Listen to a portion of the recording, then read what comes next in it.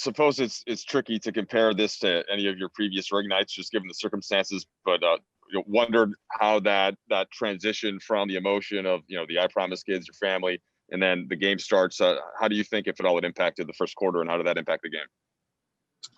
It's just weird on all facets, to be honest. Just a weird day.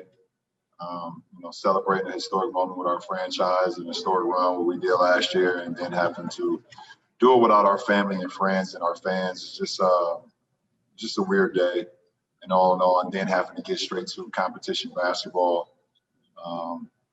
Just a weird day, to say the least.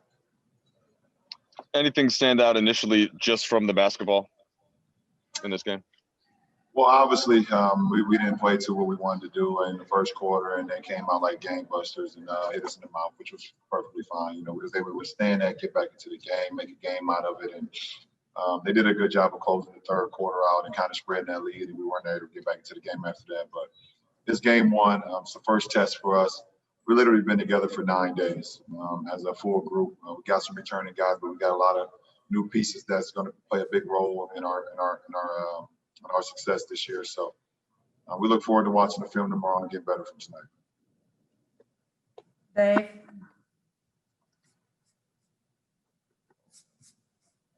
Dave, you need to come off mute, Dave. Thanks, LeBron. You called it a weird day, but certainly when we saw you walk away from center court holding the ring, marveling at the details of it, did you get an appreciation for it? There's a ton of references to what you guys went through last season. 17 amethysts for the 17 championships, 9.95 carats for 95 days in the bubble. Could you speak about the ring? I mean, it was just a culmination of what we've been through, in 2019 to 20. So many ups and downs, a lot of adversity, just so many storylines and so many things that happen, both good and bad, for our franchise. For that to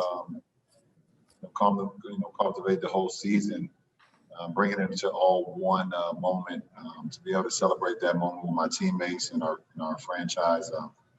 Like I said, it was a pretty cool feeling, but at the end of the day, you would definitely love to be able to do that with the fans, do that with our family, our friends, because they played sacrifice to that as well, throughout the whole season. So, like I said, happy to be a part of it, but bittersweet for sure.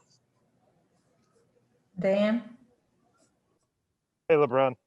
You mentioned sort of the weirdness of the day. It's only been 72 since you guys won that trophy that was at center court. That's part of the reason why I'm sure your minutes were what they were tonight. How weird is that, to be at the start of a season and not really turning the engine and pushing the gas all the way, or even more so than you normally would? Yeah, I'm the day is over with. I'm very proud of what we was able to accomplish. I'm excited to move on to the next day. Like I said, it was it even felt weird just having a basketball game today. For me personally, probably for a lot of other guys, but I'm happy we was able to get our foot underneath us. Happy we was able to get back on the floor. We know, what this season is going to, entail, but now we can move on. We can move on from last year's season. It was a hell of a run for us in 1920, but now we can focus on 2021. So, look forward to that. Speaking of feet, sorry. Go ahead, Dan. You can go ahead. I was just gonna say, speaking of feet, how's the ankle? It seemed like it got caught up underneath you a little bit. Yeah, it did. I turned it pretty good, but I don't think it's gonna stop me from playing on Friday. So, got a couple of days. Obviously, how I am about treatment, so I'll do that around the clock, and I think I should be fine by Friday. Hey, LeBron, two questions. First of all, you had your phone on the court with you during the ring ceremony. Were you FaceTiming somebody, or what were you? Yeah, I FaceTimed my wife first to see if I wanted her to be a part of that for sure. She didn't answer the phone, and then I FaceTimed my mom, and my mom answered, and I showed my mom what we were doing at that point in time, even though it was on television. I kind of just wanted her to be a part of it in the best way, shape, or form of her actually being there.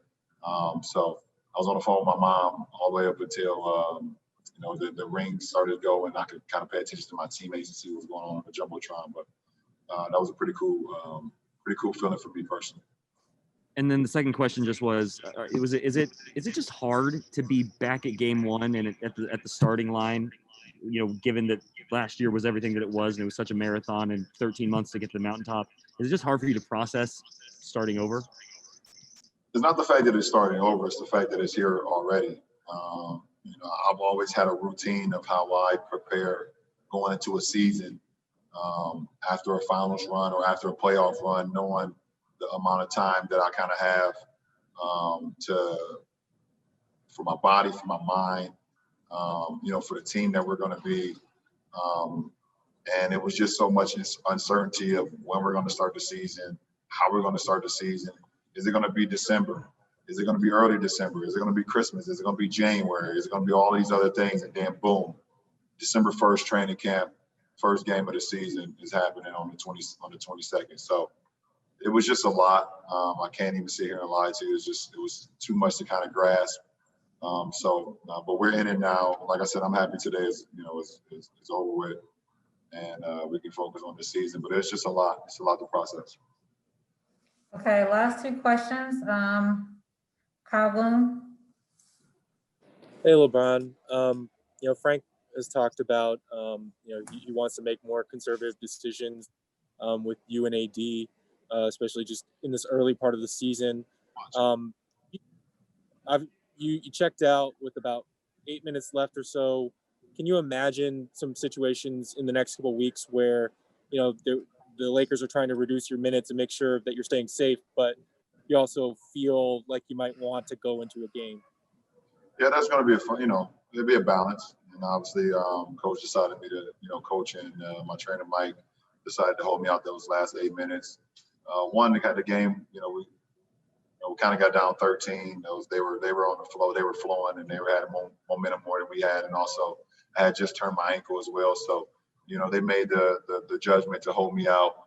There will be games where there will be a fine line or a well balance of, okay, should I go back in if I'm at that minutes, if I'm high in minutes, or should I stay out? So that's what communication is all about between myself and and coach and Mike as well. So it's game by game.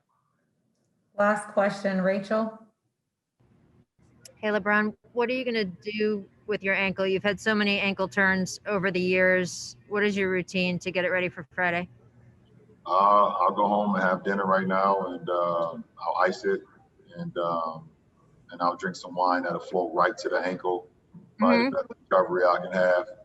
Important. Yeah, I'll make sure I drink on the left side of my body, so it just goes right down to my left leg, right down to my ankle.